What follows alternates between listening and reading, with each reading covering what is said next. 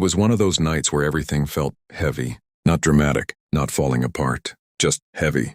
David stared at the screen in front of him, but his mind wasn't really there. It hadn't been for a while. Work, bills, responsibilities. He was doing everything right, showing up, staying consistent, pushing through, and yet something felt missing. Not broken, just empty in a way he couldn't quite explain. Every day looked the same. Wake up, push through, repeat. No big failures, but no real joy either. And somewhere along the way, living had quietly turned into just getting by.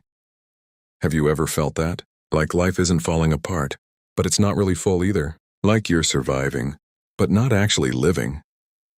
That night, almost without thinking, David reached for something he hadn't opened in a while.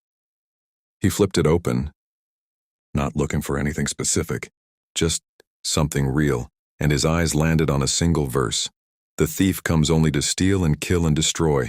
I have come that they may have life and have it to the full. Life.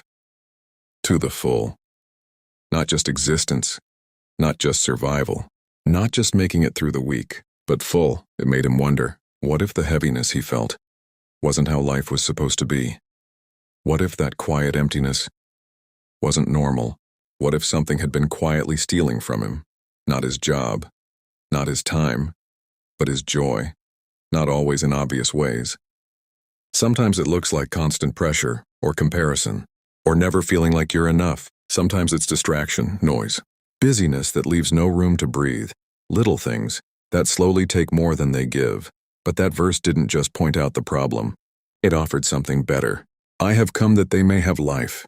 Not later, not someday, but now, for the first time in a while, David didn't feel like he had to have everything figured out. He didn't need a perfect plan. He didn't need to fix his whole life overnight. He just needed to stop and receive something he hadn't been giving himself: space, peace, presence.